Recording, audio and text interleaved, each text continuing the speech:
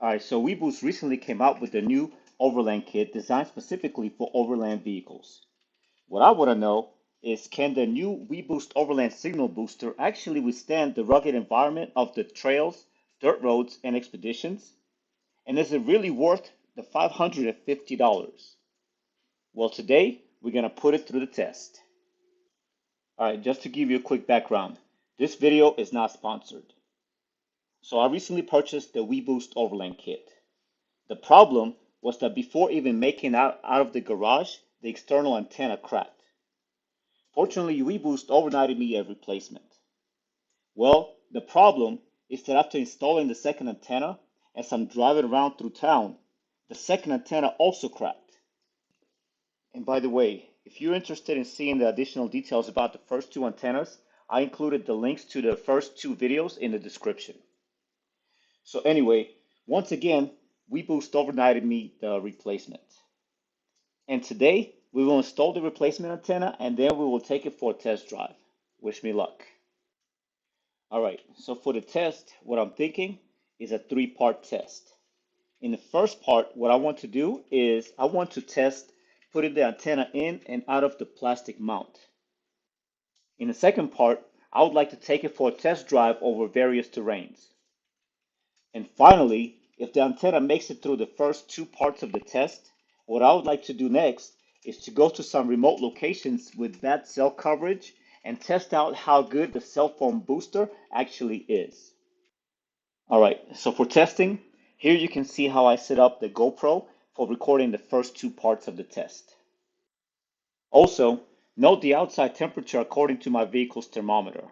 It's basically freezing. All right, so here's the installed antenna ready for testing.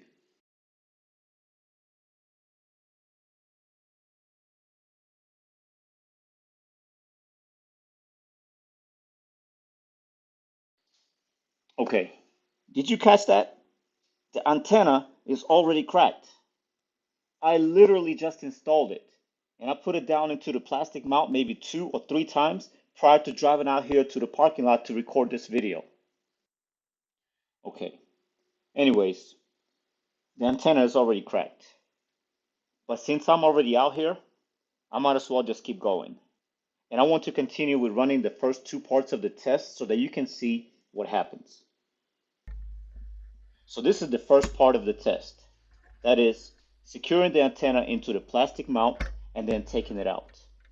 I think this is an expected function that the antenna has to withstand.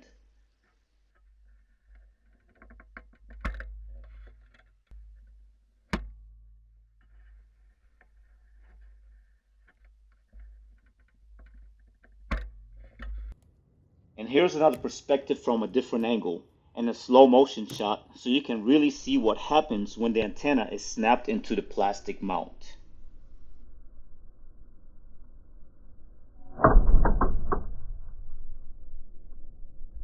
And I also want to play you a few highlights of driving through the average city roads, as well as taking it on the highway and driving at highway speeds.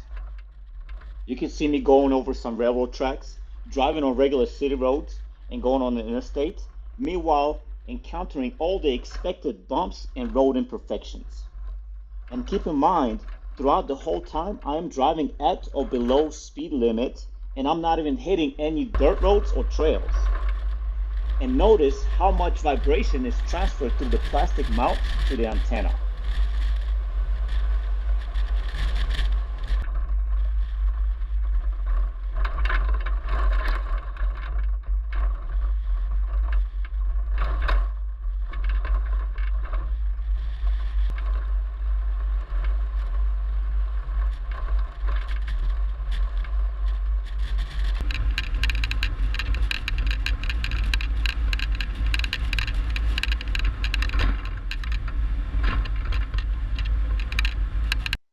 Okay, so to remind you, the plan was to do a three-part test that included stowing the antenna, a drive test, and a signal test. Unfortunately, the antenna did not pass even the first part. But let's see how the antenna did after the load that it was put under. And mind you, I would consider it normal use and not anything close to a rugged environment. and here's the result. You be the judge. By the way, I do want to say that throughout this whole process, Weboost customer service has been very responsive and helpful. They sent me the replacement antennas overnight every time. In addition, a representative of the company reached out to me after the second antenna failure and told me that in addition to the third antenna that they were going to send me, they will also send me an OTR antenna in hopes that it may perform better. So, please stay tuned for further updates. So, what do you guys think? Is this antenna designed for trails, dirt roads, and whatever else overlanding may throw at it? Please let me know in the comments if this video was helpful or if you think this is all user error. Alright, thank you for watching.